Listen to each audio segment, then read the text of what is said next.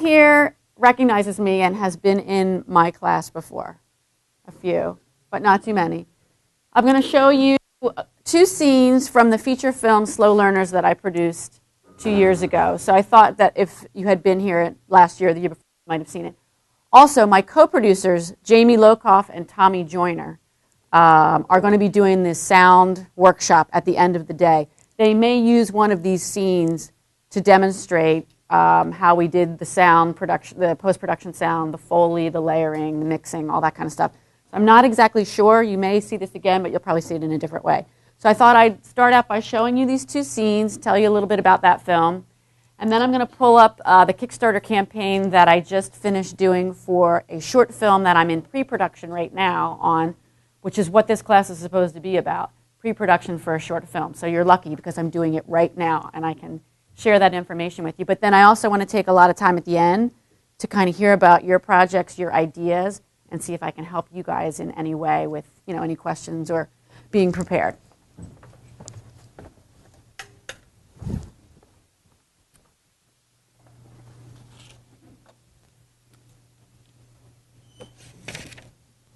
Okay. I think your dad got lost looking for the table. I'm here. Oh, there it is. Perfect. Yeah, right there. How many guests are we expecting? 1?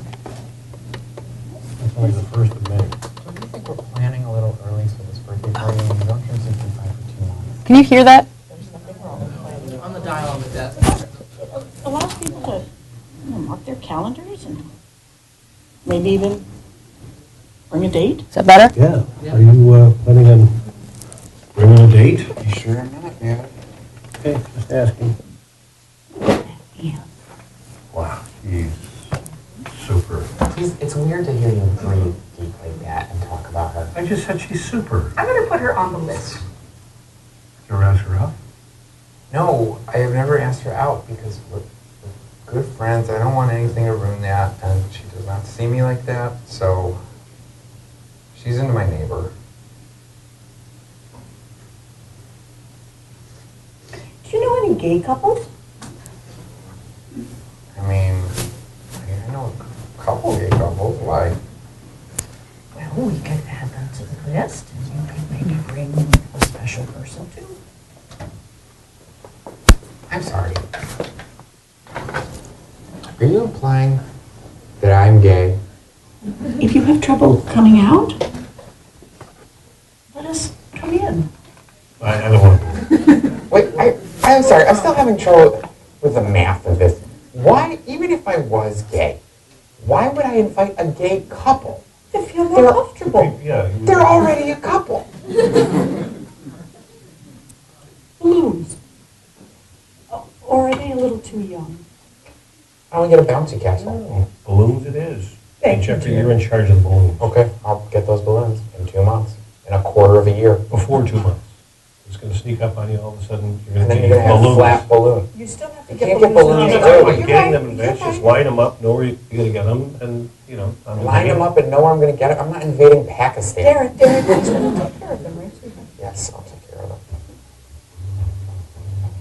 Listen to me. I'm just going to show up and bump into Max after book club like I did when we met. And don't you think that's going to come off a little creepy? No, I think it's romantic. Okay, someone's got to say it. If he was stealing the Ann train, don't you think he would have hopped aboard by now? Well, maybe he's playing hard to get. I mean, I don't know. I can't be the only person who feels this way. And, Okay, more importantly, what am I wearing? something slimming, maybe black. Whatever you choose, just not the fucking cat sweater. Sorry about the language. First of all, it's summer. And second of all, I don't even really have that sweater anymore. Okay, everybody, I want to thank you guys for coming to book club.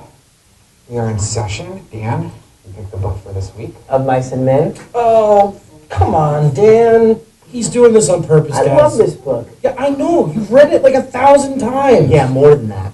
It's great. He's just doing this to piss me off, guys. Not true. It is true, because my name's Lenny, and my entire life, whenever I tell someone that my name is Lenny, they ask me if I'm retarded. Come on. A lot of people have the name Lenny. Look, now that you mention it, I'm actually picturing you as Lenny in the book. and it's making it a lot more accessible for me. What's the connection to the book? He's a retarded guy He's who a kills retarded animals. Don't spoil the whole book for him. He didn't read it yet. My entire life, I've had to deal with it. I just tell somebody, "Oh, hi, I'm Lenny," and they're like, "Oh, this guy's retarded." The cadence with which you say it. What, the cadence of how I'm singing? Hi, I'm Lenny. Yeah, why are you doing it like that? Yeah, it sounds bad. I mean, you're wearing socks with sandals. Yeah, because I'm not retarded. I wear sandals because my feet sweat, and I wear the socks to catch that sweat. The socks help the sandal help the sock. Not retarded. You feel like a jerk. All right, guys, are we going to get into the book or not? Because, I mean, I can always go downtown and have a drink. On Sunday? Sunday night. People go out on Sunday, guys. Girls go out on Sundays. Yeah, crazy people are out on Sunday. It would be nice to meet some girls, though. I mean, I know you guys haven't had dates in a long time. That's not true. Yeah, that's not true. I have a girlfriend. And I don't have a girlfriend. You just started that sentence by saying, I have a girlfriend. Yeah. Why would you do that? I just wanted to hear what it would sound like coming out of my mouth. Such an inappropriate time to experiment with that. I'm just glad, because it sounded like he had murdered a girl. What happened to her? She was here. Now she's not with us anymore. Okay, the term not with us anymore implies death. It's almost like you admitted to murdering or killing a woman and then What not being are you sure talking? about No. it. Okay, well then why aren't you dating her anymore? Because I buried her in the past, you know? Well, where's So- that? Or did you like bury her somewhere and you Guys, don't know if this she's passed yet? This is an inappropriate conversation. I gotta tell you that if a police questioned me and said, did you notice anything weird about Dan lately? This would be the first conversation that I would bring up. Just saying I don't. There's no girl. I that never would- had a girlfriend. Right. Thank God. I go on dates all the time. No, you don't. Come on, Lenny. When was the last time you were out on a date? What day is today? Sunday? 1986. I think we need to change what's going on with us. We're 30-year-old guys. We have a book club. I wear khaki every day. I haven't been on a successful date in a long time. We need to live cool. You know, we need to like be on the edge of the. What does that mean? Like the bracelets. Live cool bracelets. Yeah, it's like the live cool bracelet. Live strong. Guys. You don't have to change anything about yourselves to be cool, okay? You just have to be cool. Well, That was awesome. Yeah.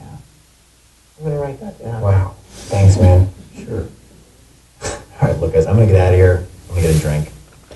We'll do this next week, though, yeah? Yeah. All right, yeah. But, Jeff, you know what? Why don't you take this, okay? Whoa. You want me to have your summertime leather jacket? Yeah. Who knows? Maybe it'll help you on your journey. And again, it might also hurt. But isn't that everything in life? Wow, that was cool too. Write that down too. How do you do that? Get that one on there too. Okay. So that's on Netflix right now. If anybody wants to see the whole deal.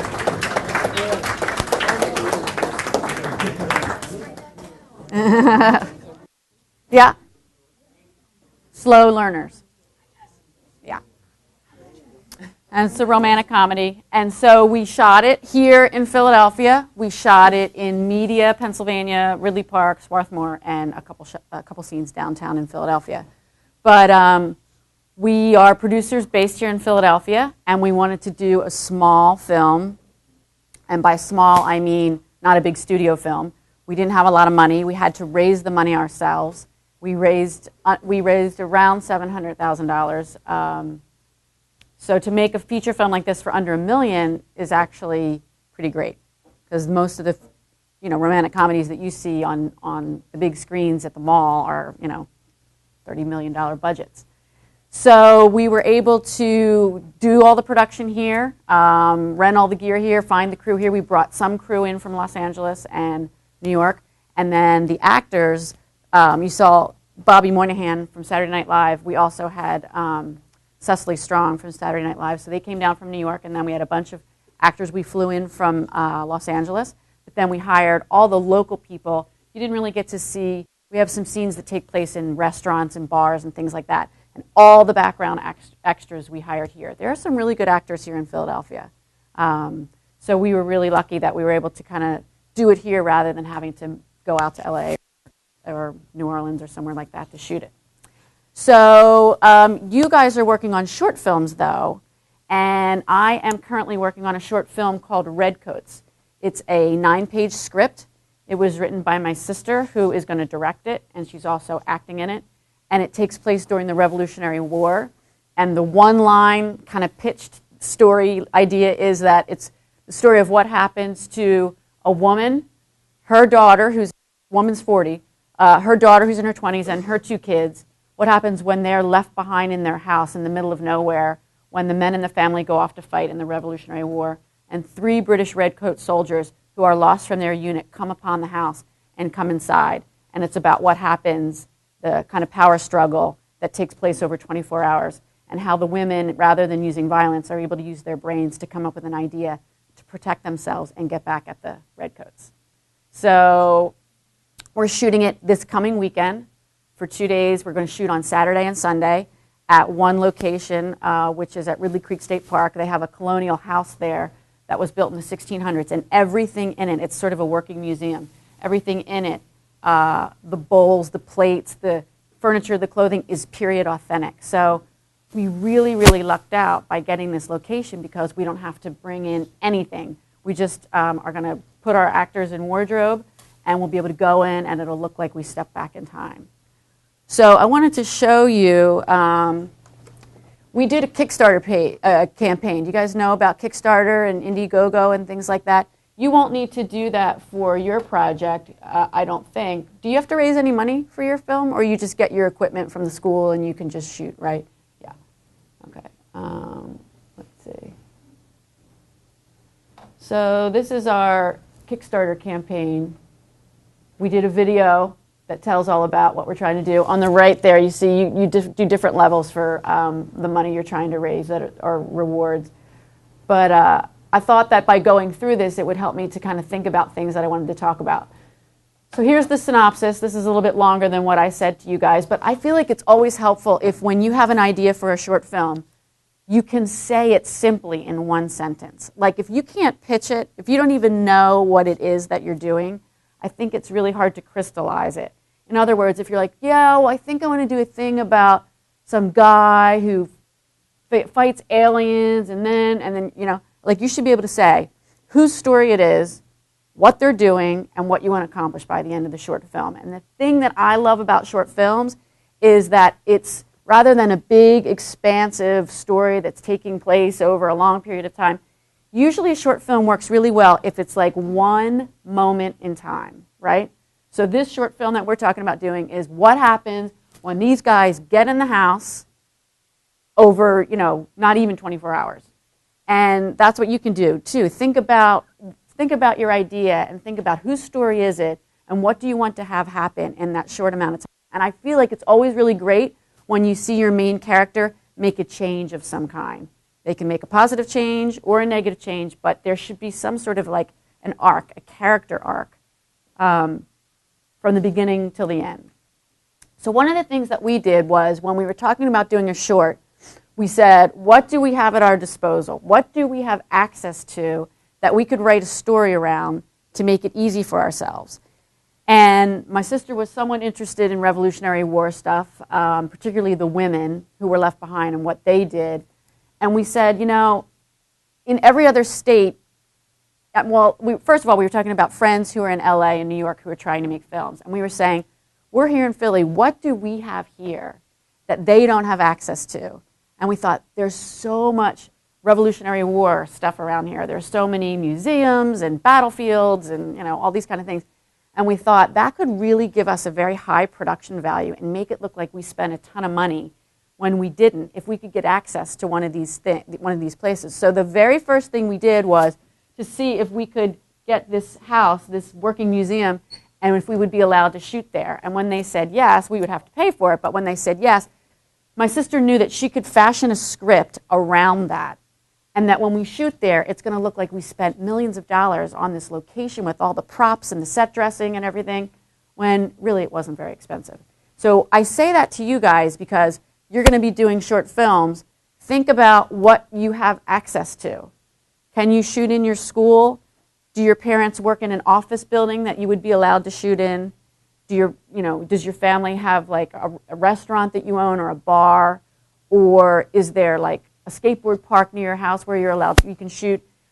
Think about, make it easy for yourself. Think about what you have access to, because that's half the battle. And you want to do stories that mean something to you, right? Whether it's, there's so many ways that you can get ideas for stories, and we'll talk about that a little bit in a minute, but whether it's something that you saw in the news or read about in the newspaper, or something that's happening in your school, something dramatic that's happening within your family, a problem, something that you want to explore. People love story, and people love to hear other people's stories. So I want to appeal to you to be truthful, to dig down deep inside yourself. You have an opportunity to do a short film and explore something. So hopefully you'll be able to think of something that appeals to you and that you want to share with others, and be really truthful, and people will absolutely respond to that. So let me scroll down here a little bit and see what else. Okay, I'll let you see that. That's me with my sisters in the 70s. Let's see here. Okay, so yeah, this is just starting a little bit about the script. And then, so here's some of the steps that we did. Once we had the script in place, we created a budget. You guys won't need to worry about that as much, although maybe you do. If there's some props you want to get or some wardrobe you want to rent or something like that, that's something to think through ahead of time. We had to create a bank account and all that. I don't think you'll have to do that. Again, secured location. That's probably one of the most important things that you're going to need to do, is figure out your location and make sure that you are allowed to be there. I always tell everybody that you should get a release of some kind, a location release.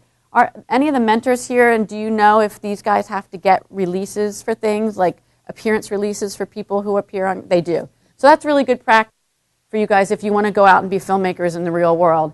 Anything that shows up on camera, you need to have the rights to. So if you have people, you need to have an appearance release signed, which basically is they're signing that, yes, you can use my image, my voice in your short film and put it on the internet or whatever you want to do with it. You need appearance releases.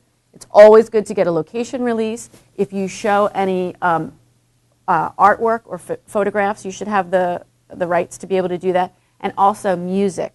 I've talked a lot about music in past years because it makes such a difference to have really good music, even if it's just atmospheric music. If you're doing a horror film or if you're doing a romantic comedy, to have something really sweet. And you have to have the rights to it. So you guys can't just go on, YouTube and grab music or wherever and grab music to put in. You have to have either somebody create the music for you, or you have to go to a royalty-free website. And there are a few where you can go and pull some cues. It makes a big difference. But you just have to make sure that you have the right to do it. Let's see. You're going to have a seminar later today on music and audio mixing. That is so important. The audio quality is so important. I mean, I feel like that's one thing that can really make or break your film if people can't hear it properly. So when you're on set, that's really something to think about. And I think you'll get into that a little bit more later. But in addition to making it look good, you want to make sure that it sounds good. Make sure your actors are speaking slowly. Make sure that whoever's going to do audio for you has an understanding. Do you guys learn in your classes some of the basics in terms of how to mic somebody? And yeah, you do? Yeah, okay, that's good. Okay, good. Okay, crew. I know you guys kind of work for each other, I think, but it's really important to find people who are trustworthy, who know what they're doing with the camera, and maybe a little bit of lighting. And if you can crew for each other, that's always a really great way to get to know how people work and who you can trust. Let's see what else. Oh, and acting. Do you all act in each other's, or do you try to find actual actors somewhere? You act. Okay, so that's fine, because I mean I've been doing this workshop now for maybe 6 years or so, and I'm always incredibly impressed with the talent with with the films that come out of it.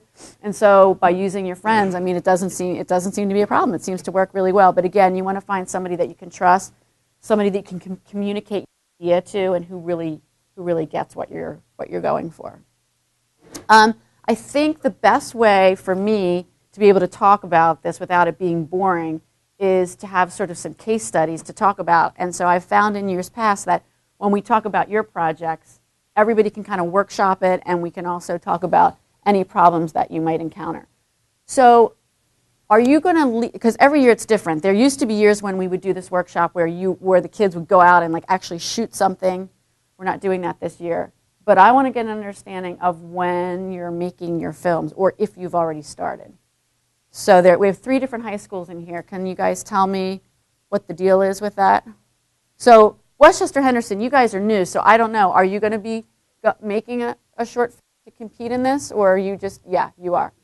Everybody, or a few teams?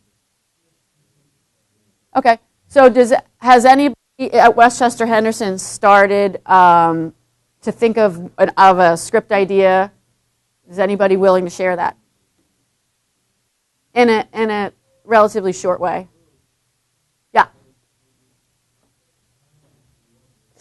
You guys are new to this, but we've done this in years past, and it actually proves to be really helpful. Yeah.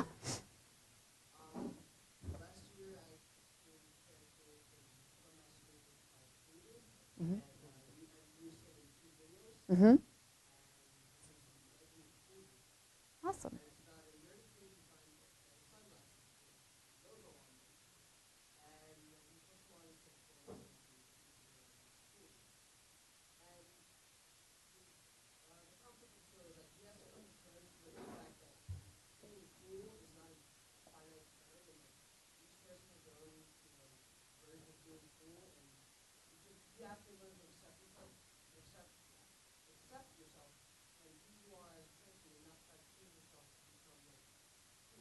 Mm-hmm.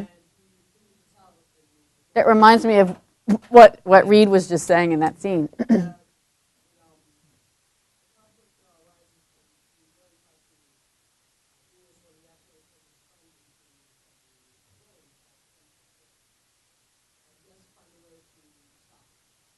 Awesome. So I like it that you have your character well established. You already know you're going to have some conflict in there. Do you have any idea what the ending is going to be yet? Or are you still working through that?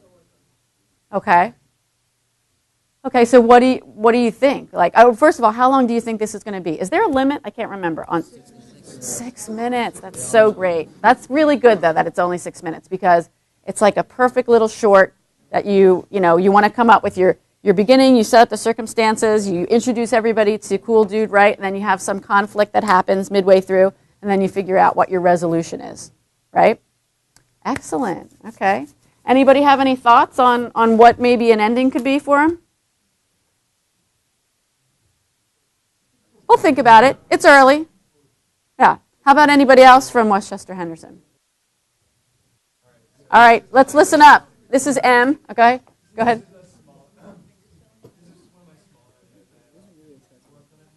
Listen up, guys.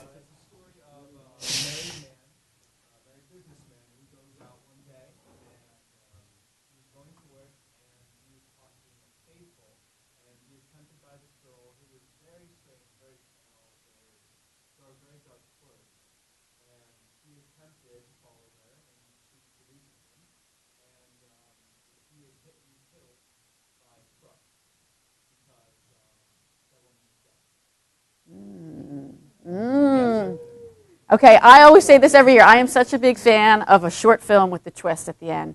You know, where you're sort of led down a path that you think something's happening, and then all of a sudden there's a change or a twist at the end. Because I feel like with the short, it's so, you don't have enough time to like really spend to get to know characters and all that kind of stuff like in a feature film.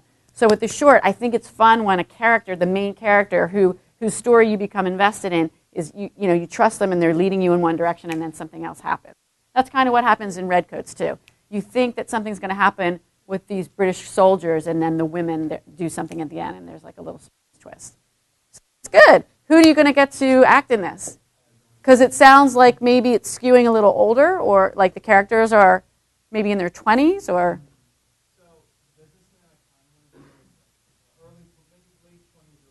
Mm-hmm. Mm-hmm. Yeah. Uh-huh. Okay. That's good. So will you do a casting call, or how will you find people, or?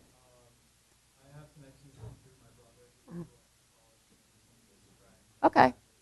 So that's good. That's being resourceful. It's like, who do I know who knows somebody who might be able to get me to some actors, or who do I know who's a musician who would really love to do some music for this? You have to start thinking in that way. Or who do I know that has equipment that's above and beyond what I can get through school or whatever? Yeah.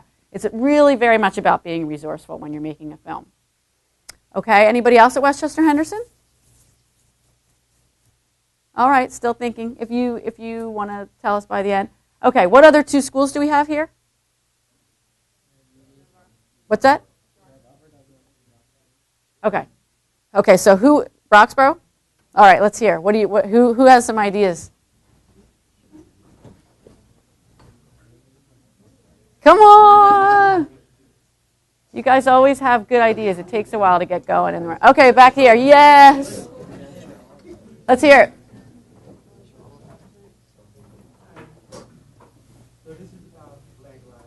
Mm-hmm. Very timely subject. That's good.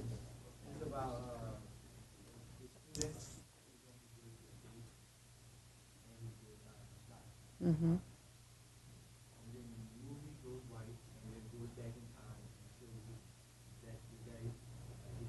Mm-hmm. Is what? Okay.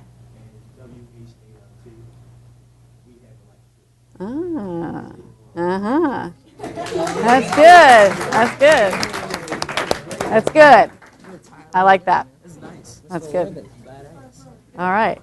And how long do you think it's going to be?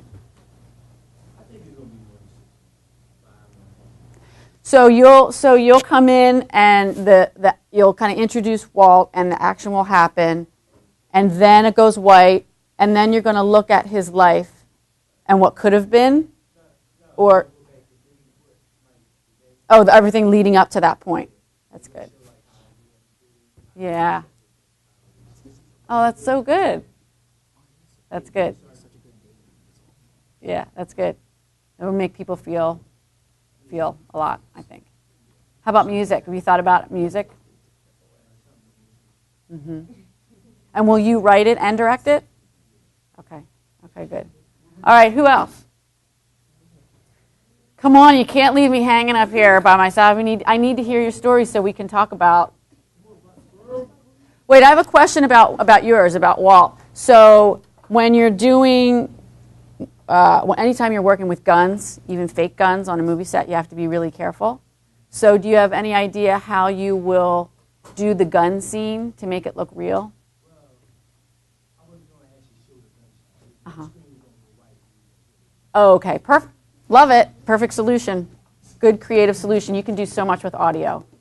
Yeah. Okay. Did you hear that? Rather than the gunshot, the screen will go white, and you'll hear the shot. Okay. Who else? Yeah. No, we're not. We're all filmmakers here. We're all collaborative and in the spirit of helping each other. Yeah. All right. Who else? Are you at a place in school where you're just starting to think about all this? Like, when will you be shooting? January? Uh-huh. I'm sure, yeah. Mm-hmm. Okay. Is it multiple writers coming to get, like, working together, or? Okay.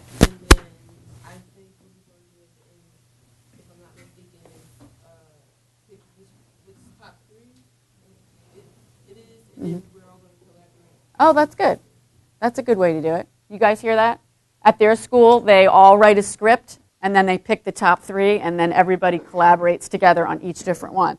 That's a really good idea. I went to film school at the American Film Institute. One of the things that we had to do, there were 3 semesters, and we had to, as I was a producing fellow, I had to produce a short film, each one. But I also had to make sure that I crewed on at least 3 others.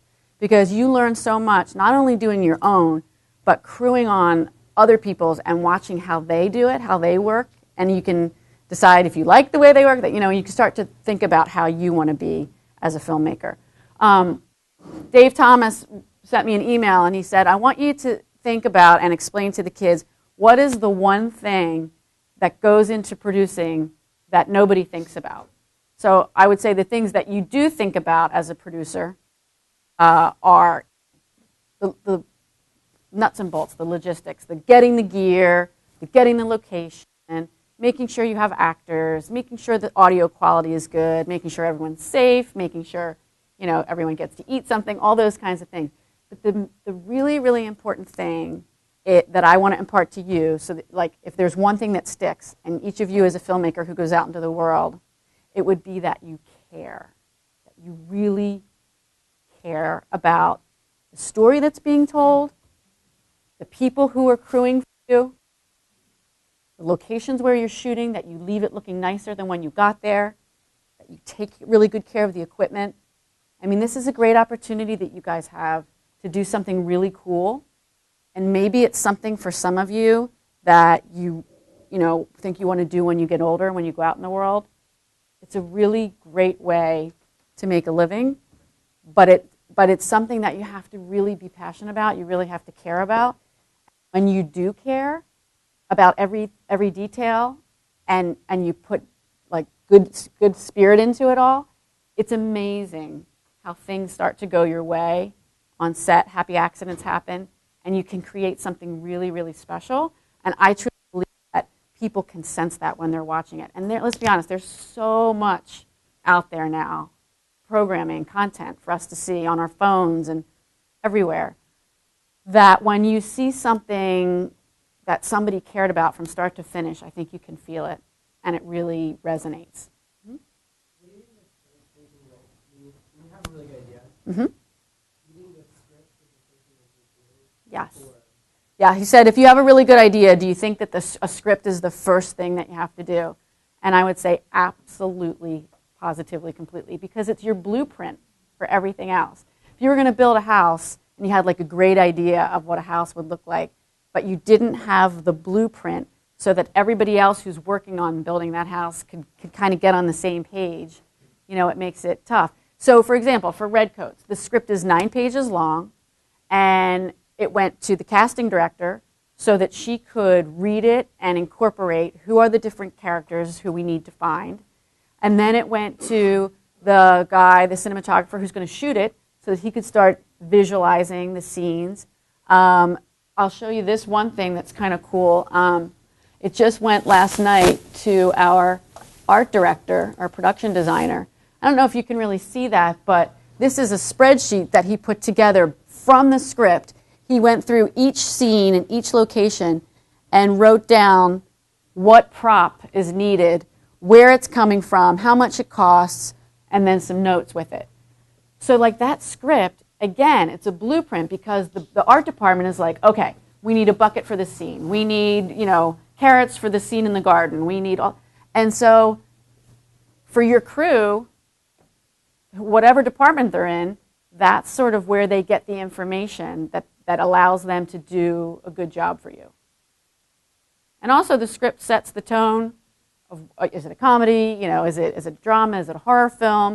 If it's a horror film, then it might be a totally different location that you're looking for versus a comedy. It's that thing that enables you to kind of like, it's your starting point, and enables you to bring other people on who can then help you push it forward, all in the same way. Yeah? I just have like a producing question that I was thinking of. For slow learners, when you had the V backers, Reed Scott and Mike Dunn, right? Mm-hmm. Those two John Dunn? Wasn't it? Dunn. Yeah, Kevin Dunn. I recognize them both. Yeah, V, Kevin right? Dunn. Did you have to get them in from Los Angeles? Was that like one of the biggest costs of Yes. the film? Was having them two in it? Yeah, so his question is for slow learners, the actors that we had who were on the show Veep and like the Saturday Night Live actors, the people, Adam Paley, who you recognize, he said, was that one of the biggest costs? And for us, yes, it was. And we knew, because it was a feature film, that we weren't just making it just to like put on the internet. We wanted to sell it, right?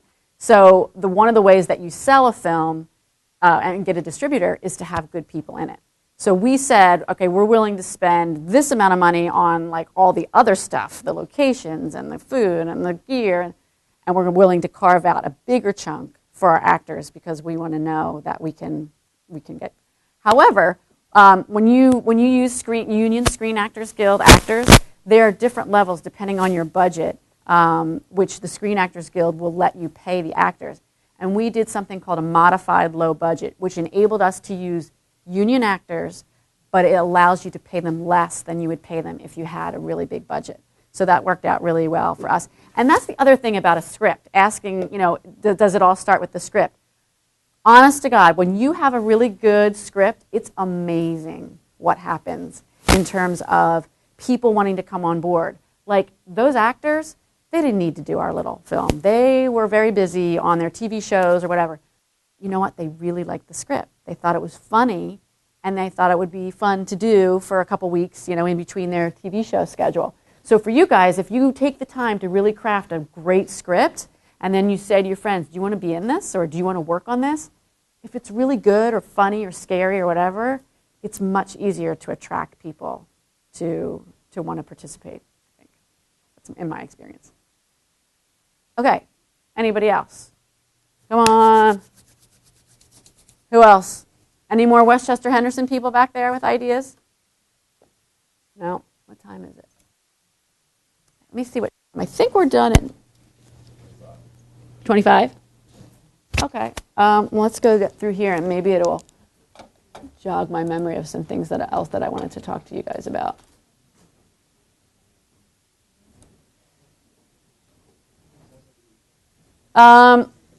Just maybe talk to you a little bit about, I'm supposed to be talking to you about pre-production. And really the most important thing for you to remember is whatever you can accomplish before you get to set will free you up to make a better film.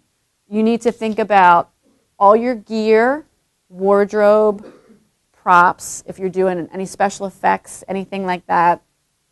All that needs to be thought about well in advance of when you're going to be on set. So let's say you or me and you're shooting this coming weekend and you have 2 days to shoot in an office building and you're doing a horror film about people who get trapped in there, right?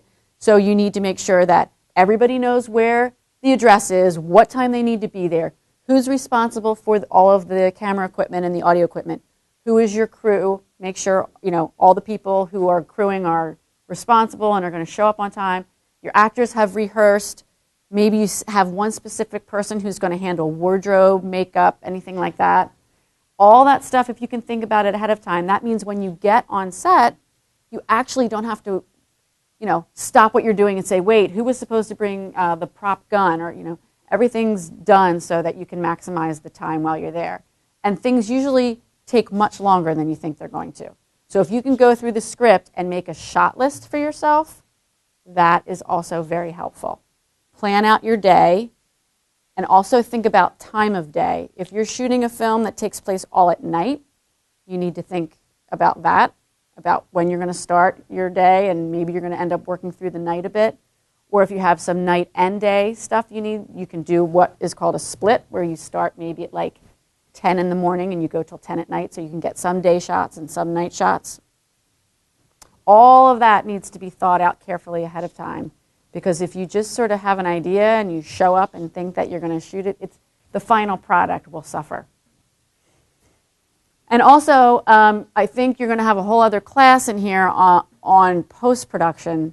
But as a producer, that's something that you need to think about too. You need to think about who is your editor, who's going to put this thing together. And if it's a separate person from you, the writer-director, you may want to have them on set because that can be very helpful for them to be there too. And you guys will all do post-production, I guess, at your individual schools.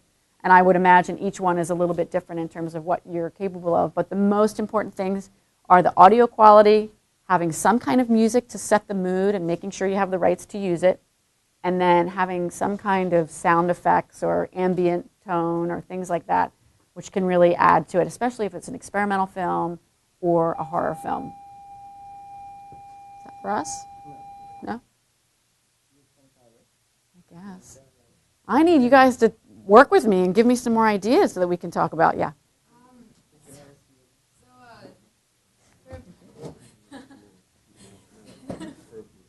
So for my film, it doesn't have a storyline or really a plot. It's an experimental. It's sort of about like different emotions and going through a series. One of my favorite films last year from this was an experimental film. So it's going through a bunch of different, I guess, emotions. Mm-hmm. The one that I'm working on right now is like nostalgia. So I got a bunch of shots. I got this like B-roll lights. I guess I filmed it like the focus really Mm-hmm. well. So it had all these like weird colors and Mm-hmm. stuff. And then I threw it over top, and then I'm gonna get some interviews, I guess, of some of my friends talking about like different emotions at different times Mm-hmm. in their lives, different memories and stuff like that. Mm-hmm. Did you make a film last year? Yeah. I wonder, which one was it? No, not was it that the one where that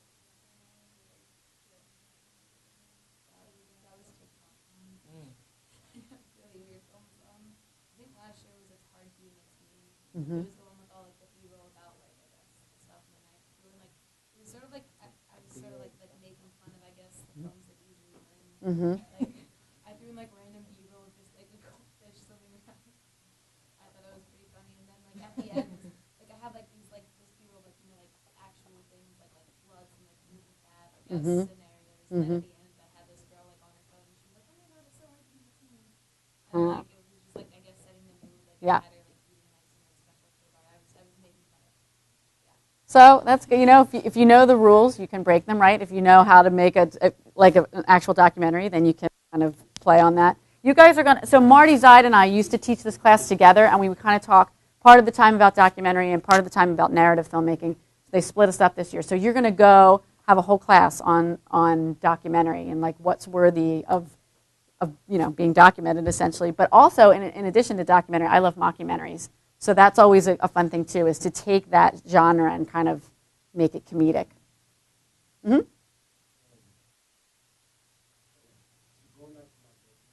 Mm-hmm.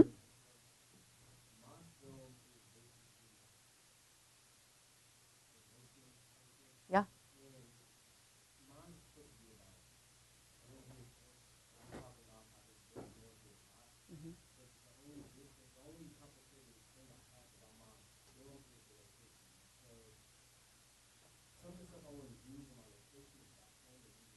Mm-hmm. Mm-hmm. Yeah.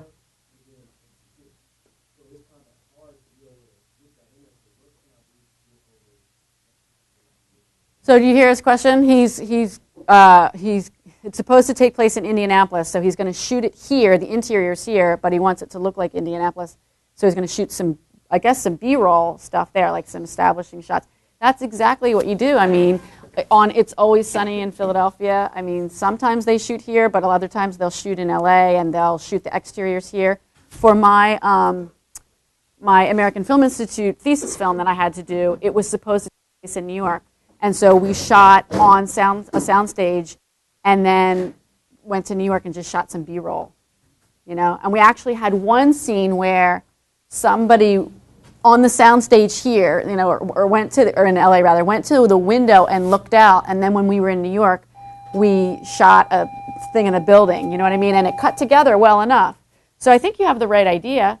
You're just going to have to, again, back to my thing of being really prepared, is have a script, have a shot list, because you'll kick yourself if when you get back from Indianapolis you miss some shots that are really important to get. And I would say overshoot in Indianapolis. Shoot more. You can never have enough B-roll. You think you have enough, but when you get in the editing room, you wish that you had gotten like a couple more. So not only get establishing shots, but just get some interesting sort of artistic cutaways too, depending upon what the story's about. If it's about kids, you could shoot images of little kids, just sort of for a metaphor, like more interesting kind of things to work in your story. I like the way you're thinking, though. That's good. Yeah. Anybody else? Yeah. So I'm currently working on the script, probably more in the final stages of it. Mm-hmm. I haven't got the title yet.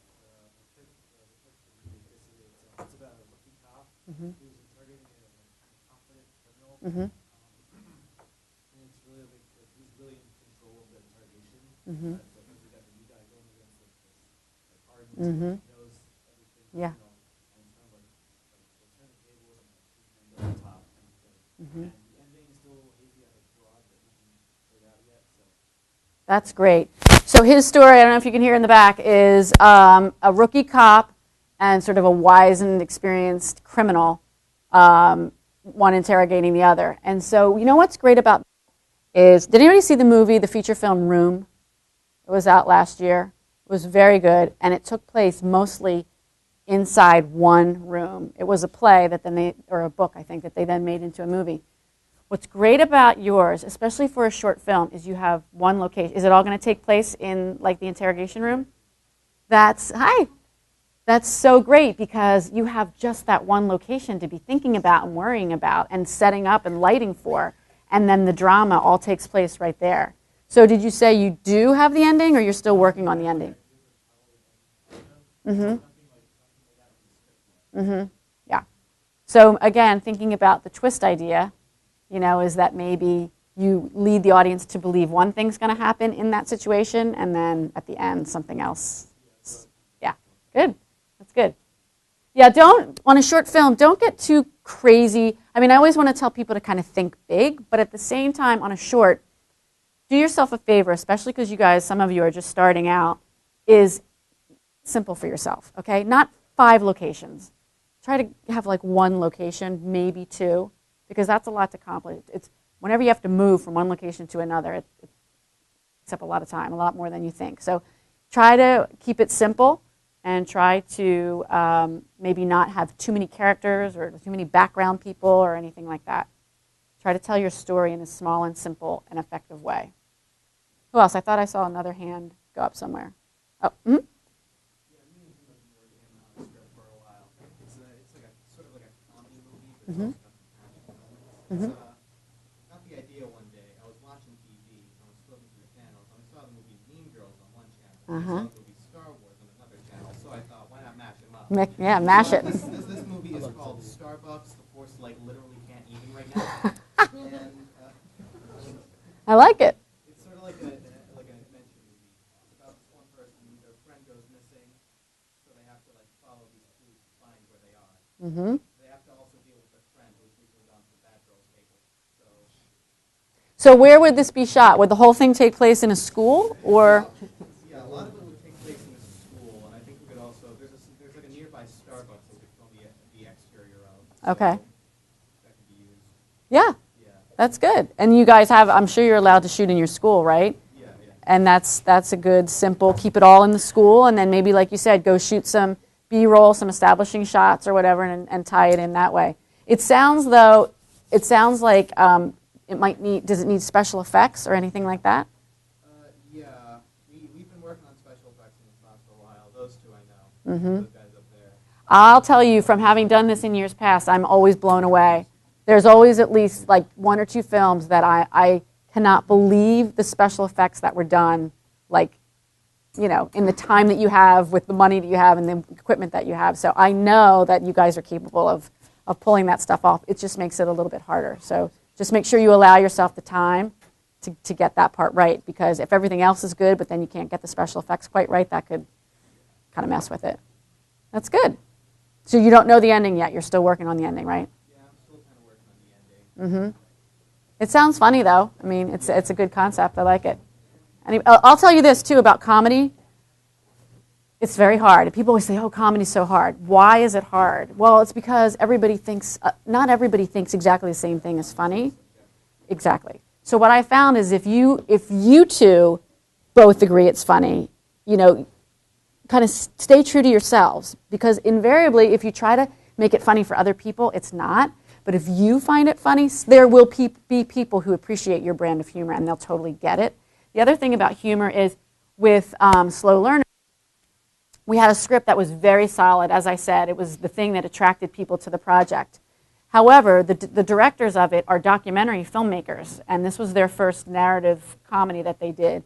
And because they're in the documentary world, they're used to kind of like just taking things as it goes, as it unfolds.